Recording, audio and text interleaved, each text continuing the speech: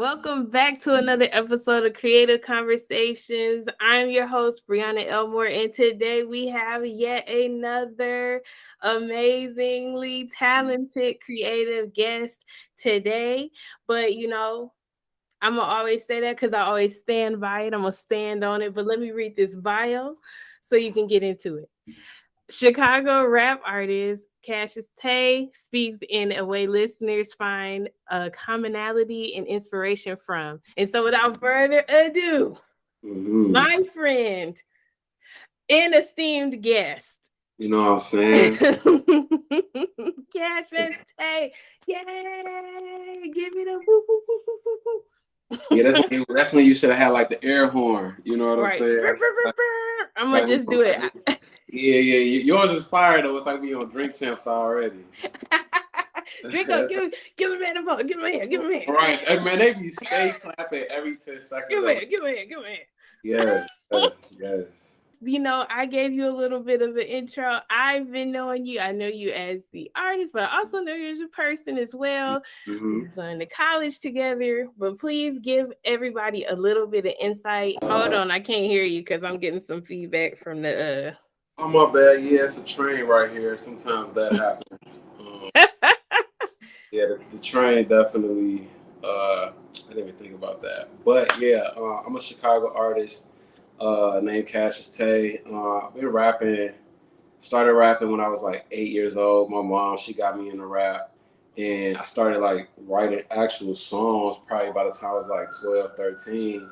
And I think like when I turned 16, I was like, yo, this is really what I want to do, but I think like I didn't think about how hard it would be in the sense of I in my mind I always pictured I would just be the rapper and the pieces would come, but I didn't realize, nigga, you got to be every piece.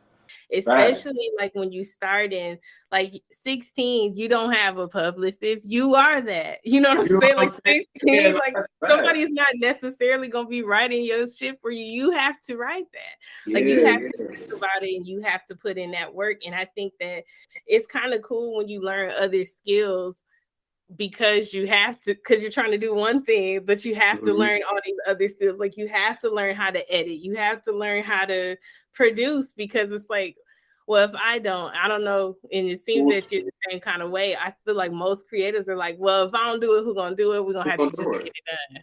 Yeah, because the worst thing you want is the worst thing you want as a creative is to have a dream to do something and then you'll be like 35 or some shit working in the cubicle, and then the nigga ask you like, oh, what made you get here? And it was like, actually, I was doing this, but it didn't work because, I didn't have these people. Yeah. And it's like, nigga, or I was in the wrong place. I was in the wrong place. Like, it's like, that's one of like my biggest fears is to just feel like I could have done so much more. And it's just like, so as a creative, you understand when you like, I feel like I'm supposed to be more than whatever this is. So it's like, I don't know what I need to do to get to this point, but I know I can't stay here in this space, whether that's like mentally, physically, you know what I'm saying? Emotionally, I can't stay in this space if I'm going to handle this, like this whole call. Like, this is my purpose. Yeah. And I think a lot of times too, like, I didn't even start rapping as far as like being a creative goes. So I originally was drawing and painting. And because of that, when you see artists like in the sense of like using a medium as far as like charcoal, clay, whatever the case may be in that type of realm, I was being inspired by a multifaceted artist, right? But at the time that I was being inspired to be a rapper, it was very, very, very rare to be a multifaceted rapper. They wouldn't label you as a rapper, you would be a musician. So like, for example, to contextualize it, like Andre 3000 was that blueprint. Right. But my favorite rapper was Jay-Z. But what does Jay-Z do outside of rapping creatively that, I know about? And it's like, if he does other things like writing for other people, I might not know. But Andre 3000 is someone who was like actively, anytime he got on stage, a video, or whenever you saw him, he was showing like, yo, I do fashion, I compose, I could sing, I could write, I could rap, and I could be the best at all of it. You know what I'm saying? And then he's a human too with feelings. Like we know he has feelings. Like Yeah, just even thinking about like speaking box or love below, like you can see the two differences in those two, like that joint situation. But it's like, okay, this is about to be your like more like okay, love ballad type grooves, and then this one is where you can go and get kind of like that old outcast feel. Like this is what we're gonna do. We about to hit you in the speakers every time. exactly. Straight funk feel, straight outside, we kicking it. But the love below, like there are like a couple albums that were pivotal in the way that I compose rap songs. I feel like that was one of them, although he sang a lot, but I like his vulnerability on there. Me Against the World, Tupac, that came out the year I was born as well. So I feel like I always had like a deep connection with that. But I personally always like I'm sure I don't know if your eyes glaze over if you hear, but I like a conscious rap that's going to tell a story because it engages you and make you want to like listen. And it's just like, okay, it brings you in. It's like, okay, not only is this dope, but I just had a whole story from you, whether that's your life or not. And I feel like you do tell stories in your work, truly. And I'd be like, oh man, that's dope.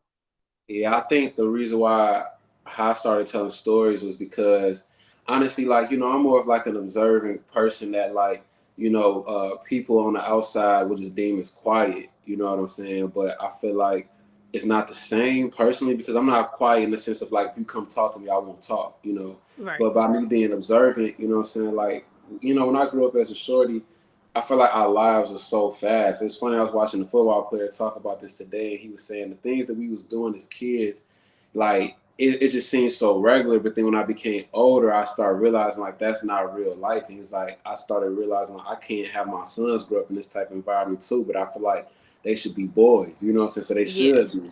But the thing that was hard for me, being an observant person, was to be able to tell stories and not be able to like fully explain it, and I feel like rap helped me be a better communicator because I always thought about the down the line, you know what I'm saying? Like, man, like my dad, his friends, they always told stories about when they grew up and they could tell it so vivid. And it's just like, man, how cool would that shit be if like my niggas wasn't around because we moved around or whatever, and I just could play them a song like, yo, this is what we did every day.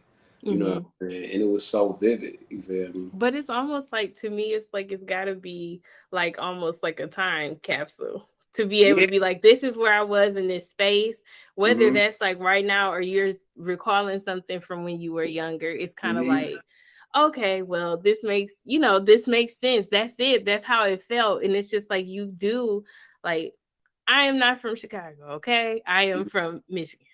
But I feel you and I can see what you're saying. And it's like you painting pictures. And so it's just like, oh, okay, I can feel this vibe. And it does. Like music does that anyway, but it's just like you can tell the intentionality that went behind it.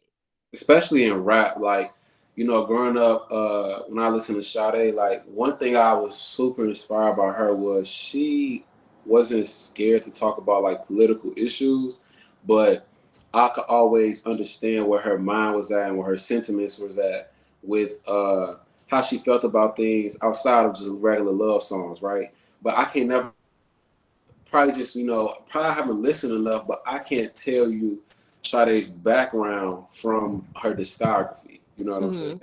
But like, I grew up on Doggy Style and then Illmatic and then Get Rich or Die Trying and then, you know what I'm saying, All Eyes on Me. And, the reason why I named those 4 albums because two of the 4 are West Coast albums and then the others are East Coast. And I never felt like I wasn't there. You know what I'm saying? When I heard it.